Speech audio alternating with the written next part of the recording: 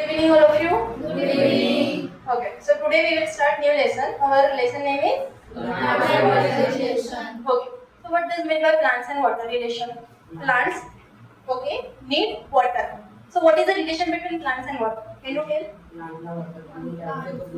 Very good. Plant को जब water मिलेगा तभी उसकी ग्रोथ होगी. ठीक है, यही हमें थोड़ा डिटेल्स में पढ़ना है कि कैसे प्लांट्स फेल होते हैं, प्लांट्स के सेल कैसे होते हैं, कैसे पानी ऊपर जाता है, कैसे अब्सॉर्ब करता है, रिलेशन क्या होगा, रिलेशनशिप किसकी. हाँ, मैं तो बस याद किया किसी को नहीं ना.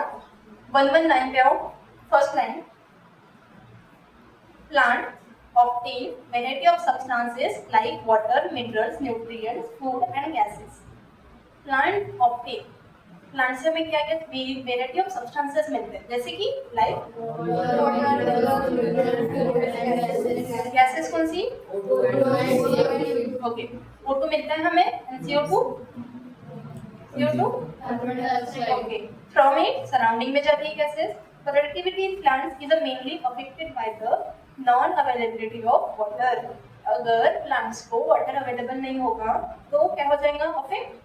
Next, water is considered as elixir of life. पानी ही जीवन है, ऐसा बोलते हैं ना हम लोग. तो ये बायोलॉजी के टर्म में उन्होंने बोला है इलिक्सियर ऑफ लाइफ. कितना समझा. Water constitutes almost 90 to 95% plant cell and tissue. Water constitute plant में water कितना परसेंट होता है. 95%. हाँ. Water help the cell to maintain the turgidity and shape. तो water क्या help करता है. हाँ. अभी turgidity मतलब क्या होता है. वेरी गुड, फुल जाए. Very good, excellent. तो हम देंगे पानी किसको, प्लांट को. तो प्लांट में रूट्स होते हैं, वो रूट्स को हम रूट सेल बोलते हैं. अभी रूट सेल क्या करेंगे, पानी को एब्सॉर्ब करना मतलब समझते हो. तो कितना एब्सॉर्ब करेंगे, जितने उनमें कैपेसिटी होगी. ओके, एक टाइम ऐसा हो जाएगा तो एब्सॉर्ब करेंगे तो ऐसे फुल जाए, समझ गए ना.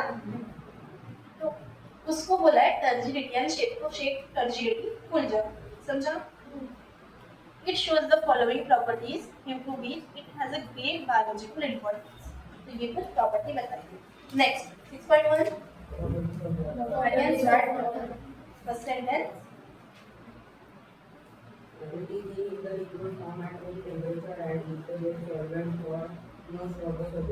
Okay. It is in the liquid form. किसकी बात हो रही है, प्रॉपर्टीज ऑफ वाटर. किसके बारे में पढ़ रहे हैं, वाटर के बारे में. वाटर क्या होता है, लिक्विड फॉर्म. ठीक है, underline liquid form at a room temperature is the basic solvent. Underline based solvent. Water ऐसी चीज है जो organic substance like sugar, salt, इनको क्या हो जाएगा, मिक्स हो जाएगा. तो जो चीज मिक्स होती है उसको सॉल्वेंट बोलते हैं. ठीक है. अभी शुगर और सॉल्ट क्या है, सोलूट है, सब्सटेंसेस है ना. तो क्या है बोला उनको, सोलूट. और जिसमें मिक्स हो जाता है उसको क्या बोला है, सॉल्वेंट. तो इसमें लिखा है इज अ बेस सॉल्वेंट. बराबर, मिक्स हो जाती है बहुत सी चीजें. तो it is a inert inorganic compound with a neutral pH when in pure form. Okay, inorganic compound है. वाटर की पीएच वैल्यू कितनी होती है, 7. Means neutral. Neutral, acidic, basic, क्या डिफरेंस है, कोई बताएगा. 7 के पहले रहे एसिडिक, 7 के बाद रहे बेसिक. ओके, और 7 पीएच वैल्यू है तो वो न्यूट्रल, ना एसिडिक ना बेसिक. ओके, तो उनको बोला है न्यूट्रल पीएच. पीएच की वैल्यू 7, न्यूट्रल और प्योर फॉर्म. वाटर क्या है, pure form, no chemical. Due to this water is a base transporting medium. इसलिए वाटर को क्या बोला है, base transporting medium for dissolve the minerals and food molecules. Dissolve हो जाते हैं minerals. Next, it is the base aqueous medium for all biochemical reaction. Base aqueous medium, कोई भी चीज मिक्स हो जाएंगी. Aqueous medium, all the biochemical reaction occurring in the cell. It is an essential, very good, raw material for photosynthesis.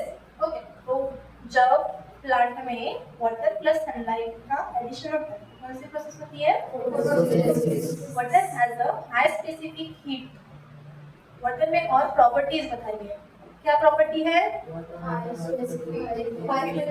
Specific heat, high heat of vaporization, high heat of diffusion.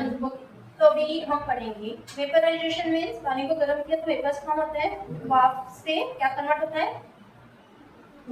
Droplets. Okay, very good. High heat of fusion, fusion होता है high specific heat, एक specific heat दे सकते हैं, उसकी heat दे सकते हैं उनको। Due to this it acts as a thermal vapour, इसलिए उसको बोला है थर्मल वेपर। थर्मल वेपर मतलब भी वही कि हम उनको हीट दे सकते हैं, थर्मल वेपर करके एक्ट करते हैं। These various properties are due to hydrogen bond between the water molecule. Water का मॉलिक्यूलर फॉर्मूला H2O। ठीक है, अभी समझो H लिखा, फिर O लिखा और फिर H और बॉन्ड बना। ठीक है, कितने H है? 2। कितना है? ऑक्सीजन है 1। तो ये बॉन्ड बनाता है ना, बॉन्ड बताऊंगा केमिस्ट्री में पढ़ाऊंगा, एक मॉलिक्यूल दूसरे मॉलिक्यूल के साथ बॉन्ड बना रहा है, तो वही की यहाँ पे हाइड्रोजन बॉन्ड बना रहा है।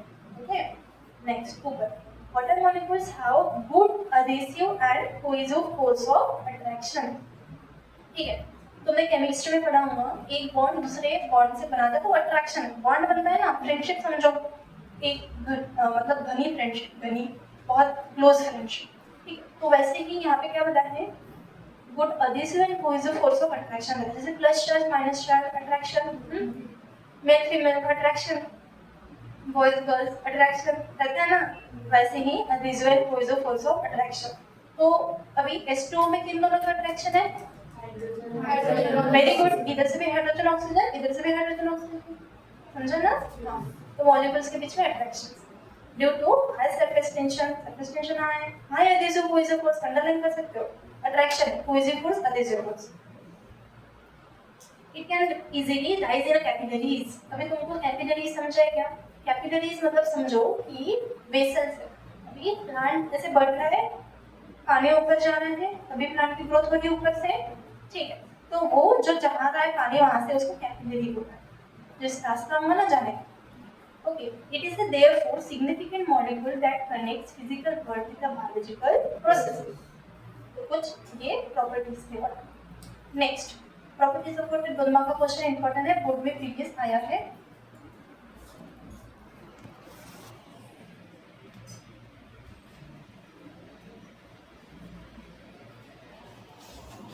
Next 6.2 water absorbing organ। Okay, organ means अवयव, वेरी गुड। ओके, सो मत बताओ प्लांट के ऑर्गन्स क्या होंगे? और fruit, seeds, flower. Okay, very good. These all are the organs of plant। So now we are learning water absorbing organ। यहाँ पे क्या ऑब्जर्व हो रहा है? वेरी गुड, वाटर एब्जॉर्ब कर रहा है। वाटर एब्जॉर्ब कौन कर रहा है? प्लांट कर रहा है, ऑर्गन्स कर रहे हैं प्लांट के।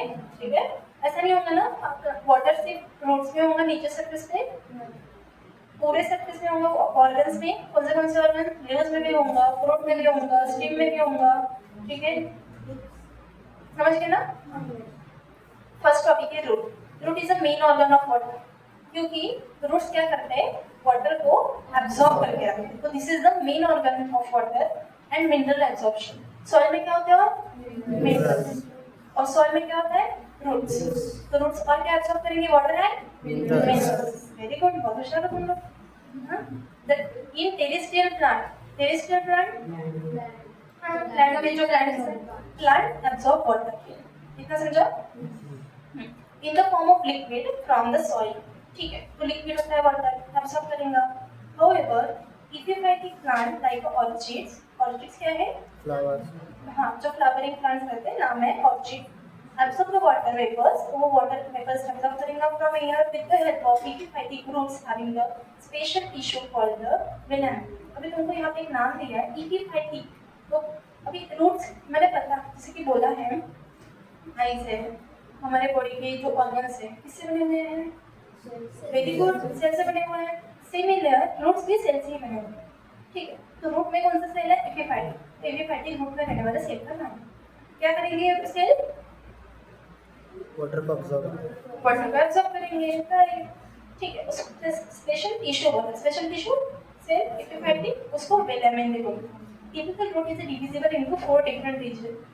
रूट 4 प्रकार के, कौन से? बोलो।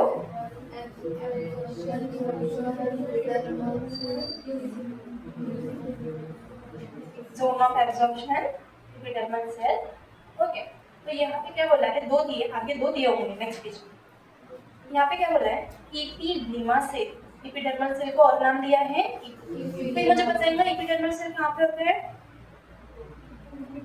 अभी बताया था just, epidermal cells, roots very good, roots. ठीक है, तो रूट्स जो है वहाँ पे कौन से सेल होते हैं? Epidermal. From the unicellular hair fibre, hairs होते हैं ना, रूट्स को देखें अभी हेयर्स लाइक स्ट्रक्चर डायग्राम देखेंगे सब लोग। सबसे पहले हम लोग देखेंगे रूट कैप। रूट कैप मतलब होता है कि कुछ रूट एकदम डीपली इनसाइड है। ओके, फिर मेरिस्टेमेटिक रीजन, मेरिस्टेमेटिक रीजन मतलब जहाँ पे सॉइल का अंदर का जो रीजन है उस रीजन एरिया उसको बोलते हैं। जोन ऑफ इलॉन्गेशन, कभी भी रूट्स ऐसे ऐसे ऐसे ऐसे ऐसे बड़े होते हैं, बराबर है ना, प्लांट्स भी ऐसे ऐसे बड़ा होते हैं, तो रूट्स भी तुमने देखे होंगे ना। हाँ, तो जोन ऑफ इलॉन्गेशन मतलब जब तक थोड़ा रूट्स इलॉन्ग हो, इलॉन्ग। ठीक, फिर रूट हेयर तो तुमको पता है, तुमने देखे होंगे रूट हेयर्स। ठीक है, रूट हेयर जोन बताया है। मैच्योरेशन जोन मतलब रूट्स के ऊपर का जो ऊपर का सरफेस है, मैच्योरेशन जोन, तो वहाँ पे मैच्योर सेल है। नेक्स्ट डायग्राम इंपॉर्टेंट है, structure of root hair, board में आई है दोनों डायग्राम। सबसे पहले हम समझेंगे ये क्या है, structure of root hair. Diagram किसकी है? Root hair. अभी हमें समझना है कि सेल होते हैं, रूट क्या है? सेल है। तो तुमको ऐसे 3 पार्ट दिख रहे होंगे, ऊपर का ऐसे है, बीच में वो ऐसे गया हुआ है और नीचे का ऐसे दिखा, तो वो सेल है, पहला, दूसरा, तीसरा। ठीक है, तो तुमको बीच में एक सेल के बारे में बताया। तो सेल में क्या होता है? Nucleus, no doubt. फिर क्या होता है? माइटोकॉन्ड्रिया। ओके, एक वैक्यूल होता है जो स्पेस खाली है, साइटोप्लाज्म होता है। साइटोप्लाज्म में क्या रहता है? क्लोरोप्लास्ट। क्लोरोप्लास्ट का क्लोरोफिल करता है, क्लोरोफिल मतलब प्लांट का कलर ग्रीन कलर में इनका काम करता है। ठीक है, खुद का खाना खुद बनाते हैं। स्टोमेटा होता है लीव्स में। सेल वॉल बोला है, सेल वॉल सेल मेम्ब्रेन तुमको पता है, सेल मेम्ब्रेन मतलब आउटर लेयर सेल की। ठीक है, सेल वॉल बाहर की लेयर। ठीक है, जो उसके अंदर की सेल मेम्ब्रेन बताया है।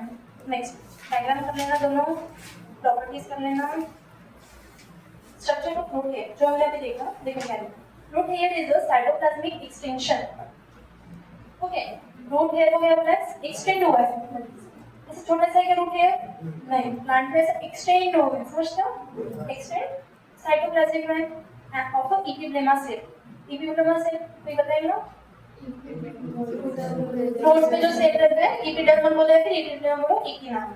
Next, each root hair may be approximately 1 to 10 millimeter. Each root hair कितना होता है? 1 to 10 millimeter होता है लॉन्ग।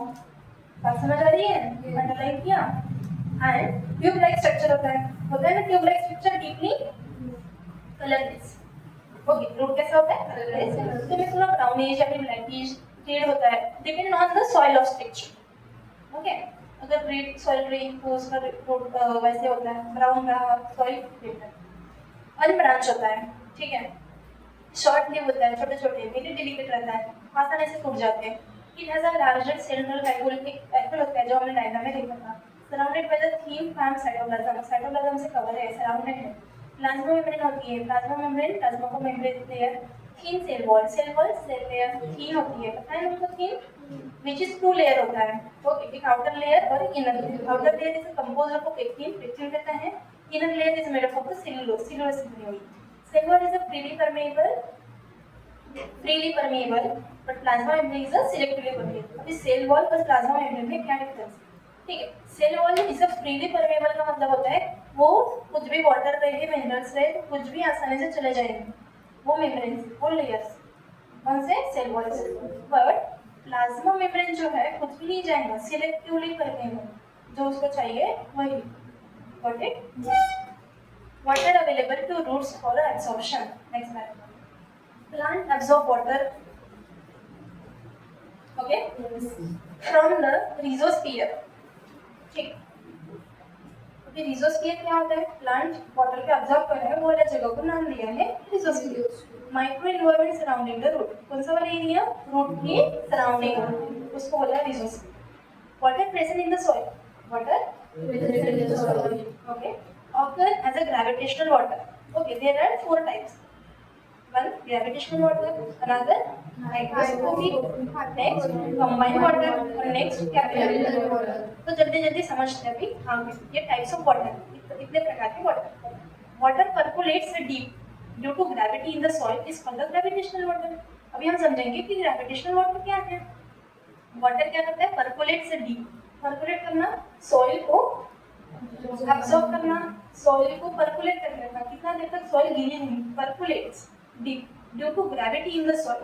ठीक है, क्यों होल्ड करके रखेंगे, gravitational force, gravity because of gravity is called the gravitational, समझा। और ग्रेविटेशनल वाटर कौन सा, जो एकदम डीप है, डीप इनसाइड, ओके, जो एकदम नीचे gravitational. This is not available to plants for absorption, ये प्लांट्स के लिए नहीं है, प्लांट्स एब्जॉर्प्शन के लिए नहीं, क्योंकि प्लांट जो है वो तो ऊपर सरफेस के ऊपर है ना। हम जो ग्रेविटेशनल वाटर बोल रहे हैं वो नीचे का सबसे नीचे का सरफेस, ग्रेविटी, ओके। और रूट्स जो है प्लांट्स के वो तो बहुत ऊपर है, समझा। This is not available to plant. Fine soil particulates absorb water and hold it, तो जो कुछ सॉइल रहती है वो क्या करती है, वाटर को एब्जॉर्ब। तो नेक्स्ट है, this is called the hygroscopic water. Hygroscopic water किसे बोला उन्होंने, कि कुछ सॉइल के पार्टिकल्स वाटर को क्या करेंगे, एब्जॉर्ब करते रखेंगे, उसको क्या बोला है, hygroscopic. Got it. Next, roots can not absorb it, roots absorb नहीं करता, तो कौन एब्जॉर्ब करता है, बोला है सॉइल के पार्टिकल्स, रूट्स नहीं, सॉइल के पार्टिकल्स, ओके। मतलब जहाँ पे मिट्टी रहेंगी वहीं पे हम लोग प्लांट लगाते हैं, नहीं उसके तो ऊपर जब किस पे लगाते ना, मिट्टी तो बहुत नीचे तक रहती है। Next, roots can not absorb it, water present in the form of hydrated oxide of silicon aluminium, तो ये उनमें ये भी चीजें रहती है। कंबाइंड वाटर, कंबाइंड वाटर मतलब क्या, जिनमें सिलिकॉन एल्यूमिनियम के एलिमेंट्स मेटल्स रहते हैं, उसको combined water. It is also not available to plant, ये भी प्लांट्स के लिए अवेलेबल नहीं है, ठीक है। लास्ट है कैपिलरी वाटर, ये सिर्फ प्लांट्स के लिए अवेलेबल है, ओके, सिर्फ प्लांट्स के लिए अवेलेबल है। It is some amount of water is held in pores, pores मतलब छोटे छोटे holes present between the neighbouring soil, soil में जो नेबरिंग रहते हैं, due to capillarity, this is called the capillary water that is available for absorption. तो क्या समझा तुमने, सारे हमने वाटर जो देखे, वाटर के चार टाइप देखे, उसमें से सिर्फ कैपिलरी वाटर है जो क्या करेगा, प्लांट्स के रूट्स के लिए एब्जॉर्ब होगा, ठीक है। बाकी हमने ग्रेविटी में देखा एकदम नीचे का वाटर, फिर हमने हाइग्रोस्कोपिक देखा, हाइग्रोस्कोपिक में हमने क्या देखा कि सॉइल के पार्टिकल्स क्या करेंगे, एब्जॉर्ब करेंगे। देन कंबाइंड वाटर में हमने देखा कि मेटल्स रहेंगे, ठीक है, मेटल्स जो एलिमेंट्स रहेंगे। और फिर कैपिलरी वाटर में हमने देखा some amount of water is held in the pores, कुछ पोर्स में रहेगा water present between the neighbouring soil of particles, soil के जो पार्टिकल्स है जहाँ पे रूट सब्सटेंसेस होंगे, रूट सेल्स होंगे, वहाँ पे जो कुछ क्या है, पोर्स है, वो एब्जॉर्ब करेंगे ड्यू टू कैपिलरिटी, कैपिलरिटी ऊपर तक पहुँच जाएगा, जाइलम पहुँच जाता है पानी ऊपर। Capillary water, it is available for absorption. Absorption for water by roots from soil. क्या बोल रहे हैं? Absorption of water. Okay. By roots from soil. कौन क्या absorb कर रहा है? Roots water को absorb कर रहे हैं. कहाँ से? From soil. Okay. Root hair absorb water by employing three physical process that occur sequentially. तो उन्होंने 3 प्रोसीजर बताए हैं क्या, किसके, वाटर को एब्जॉर्ब करने के। तो पहला कौन है, इम्बिशन, नेक्स्ट डिफ्यूजन, लास्ट ऑस्मोसिस। तो देखो 3 प्रोसीजर है किसके, वाटर को एब्जॉर्ब करने के। अभी हम देखेंगे कि चलो भाई कौन से प्रोसीजर है। पहला है imbibition, imbibition is swelling up, swelling up मतलब हाँ, तो यहाँ पे पानी बहुत एब्जॉर्ब हो जाएगा तो ऐसा स्वेल हो जाएगा, ठीक है। Swelling up hydrophilic colloid due to the absorption of water, absorb हो गया बहुत सारा वाटर, तो swelling up substances that absorb water liquid is called the imbibant. तो जो सब्सटेंस लिक्विड एब्जॉर्ब हो जाएगा उनको क्या बोलेंगे, इम्बिबेंट, कॉल्ड द इम्बिबेंट, उसको इम्बिबेंट भी बोला जाता है। Root hair cell wall is made up of basic compound and cellulose which are hydrophilic colloid. Root hair cell, तुमको रूट हेयर पता है, वहाँ पे सेल कौन सा होता है ग्रुप में? विपिडर्मल इक्विलिब्रियम, वेरी गुड। ठीक है, तो यहाँ पे रूट हेयर सेल वॉल वो किससे बनी हुई है? वो पेक्टिन से बनी है, हमने इसके पहले भी देखा। ये जो सेल वॉल है, सेल वॉल किससे बनी हुई है? सेल वॉल मतलब समझ गए ना, सेल सेल से बनी हुई है। किससे बनी हुई है? पेक्टिन से बनी हुई है। पेक्टिन कंपाउंड सेलुलोज से बनी हुई है। ड्यूरिंग इम्बिबिशन, इम्बिबिशन मतलब इम्बिबिशन हमारा टॉपिक का नाम है वाटर को एब्जॉर्ब करने के 3 प्रोसीजर। पहला है इम्बिबिशन। ड्यूरिंग इम्बिबिशन जब होता है, वाटर एब्जॉर्ब जब होता है, water molecules get tightly absorb.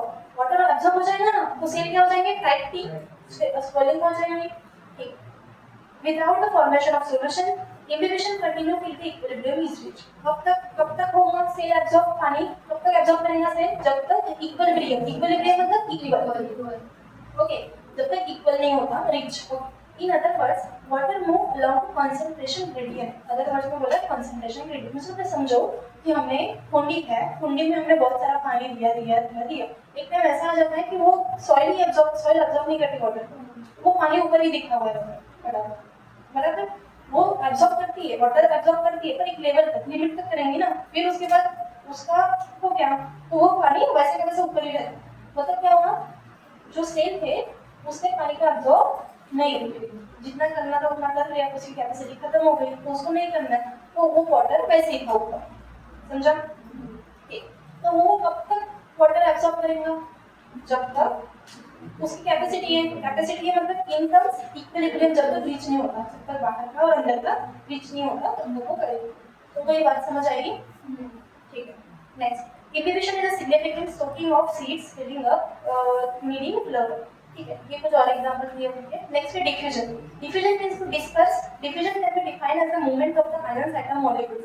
Diffusion मतलब क्या होता है? Movement of ions atom molecule. तुम बोलेंगे दीदी ये आयंस एटम मॉलिक्यूल कहाँ से आ गया? मैं बताएंगे मुझे कहाँ से आया?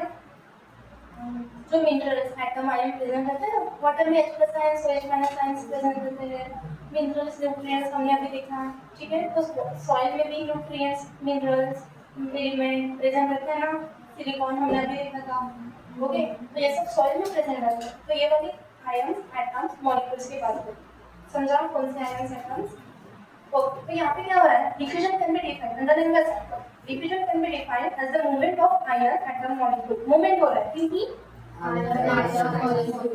of a substance from the region of their higher concentration to lower concentration.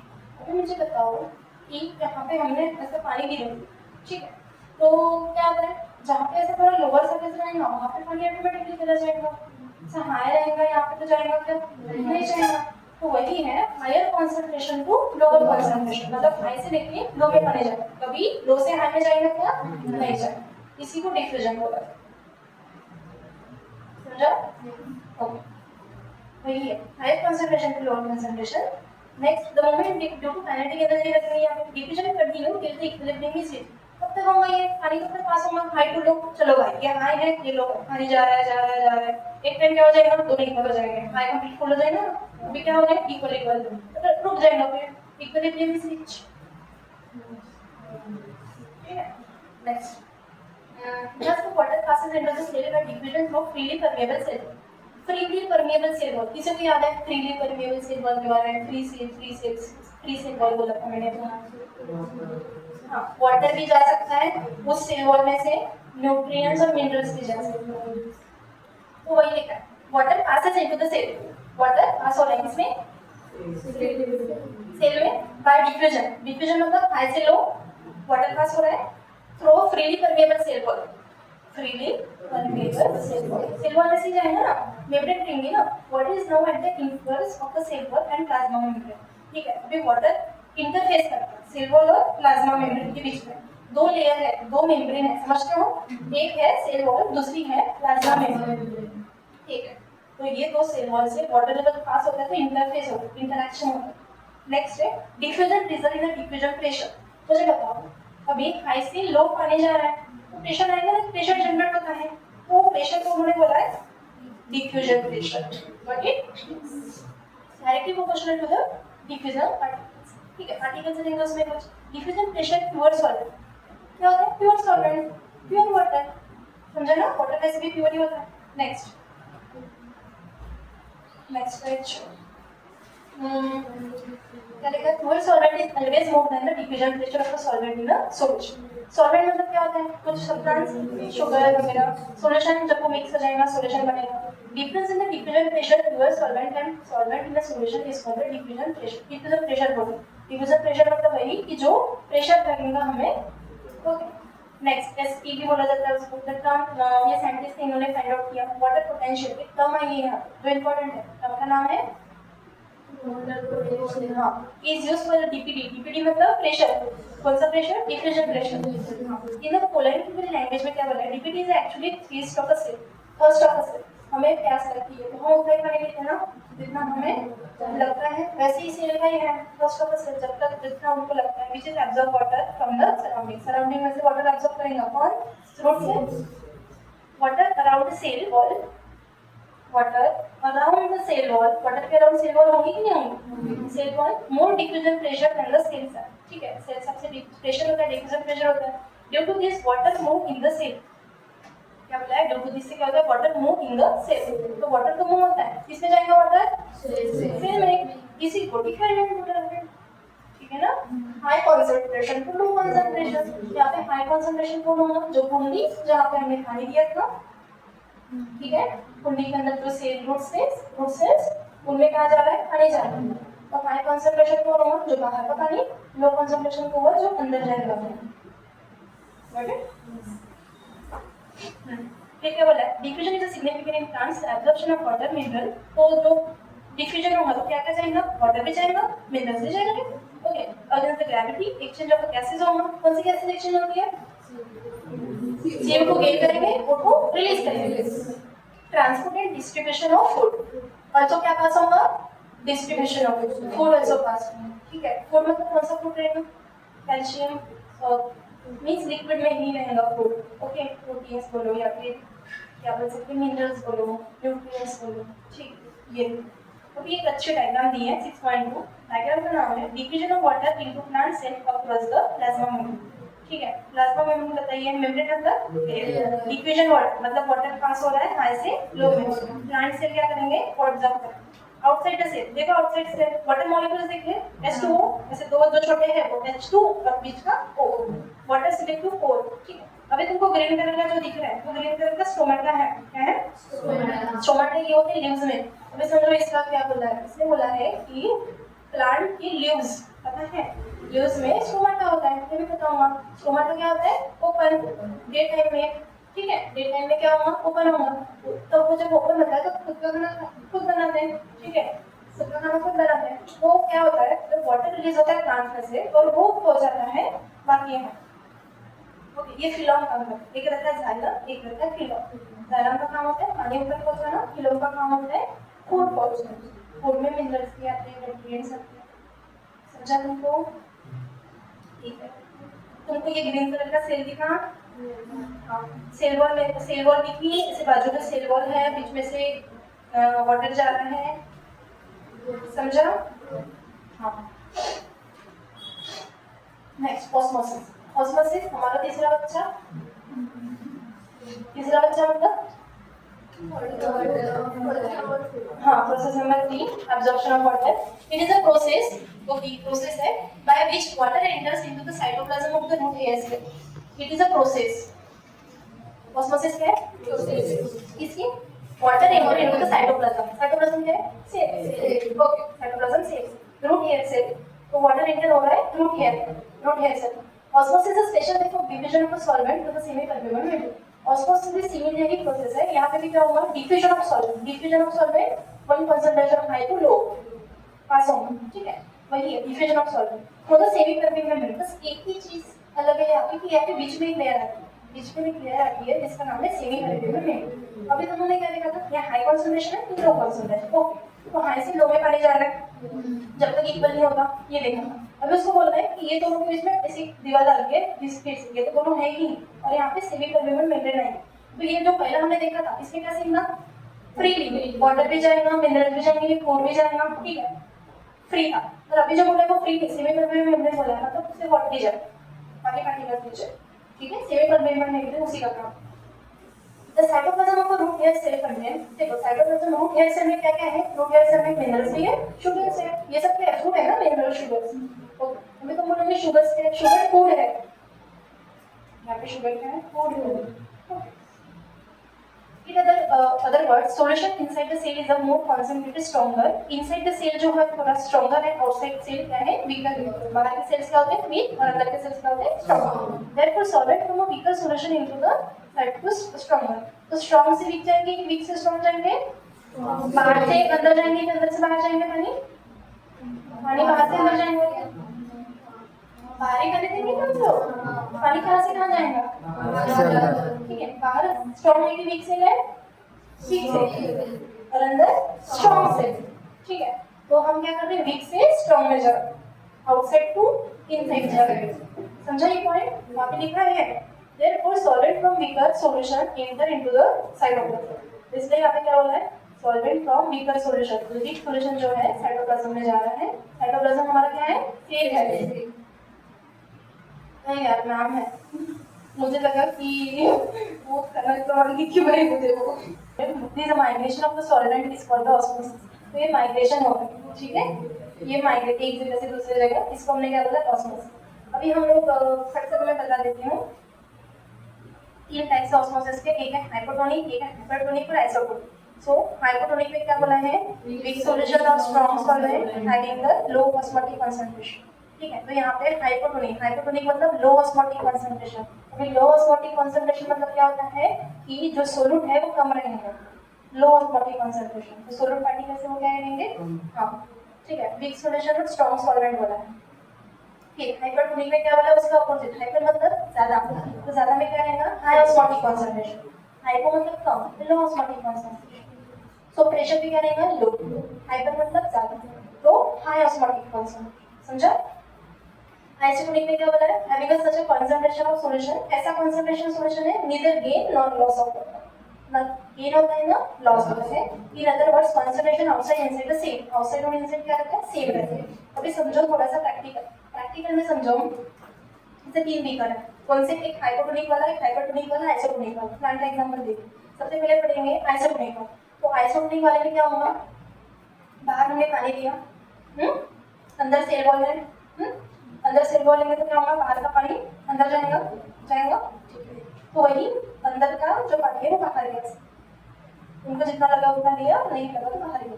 Same outer and inner same, वहाँ पे लिखा है outside inside the same, same is the same. Okay, ठीक है। ऐसा तो नहीं हो। हाइपरटोनिक में क्या बोला? ज्यादा रहेगा कंसंट्रेशन, ऑस्मोटिक कंसंट्रेशन ज्यादा रहेगा। वहाँ पे क्लियर लिखा है स्ट्रॉन्ग सॉल्यूशन रहेगा और वीक सॉल्वेंट रहेगा। मतलब सॉल्वेंट क्या रहेंगे? कम रहेंगे, ठीक है। सॉल्वेंट क्या रहेंगे? कम रहेगा। स्ट्रॉन्ग क्या रहेगा? सॉल्यूशन रहेगा, कंसंट्रेशन प्रेशर ज्यादा। हाइपोटोनिक का उसका अपोजिट करेंगे। नेक्स्ट टॉपिक है एक्सोऑस्मोसिस एंड एंडोऑस्मोसिस। एक्सोऑस्मोसिस में क्या बोला है? Migration of the solvent from the cell outside, बाहर सेल के, बाहर के सेल कहाँ पे जाएंगे? अंदर जाएंगे। It causes the flaccidity of the cell. Flaccidity मतलब होता है सेल फूक जा, खुल जाना। किस वजह से खुल जाएगा?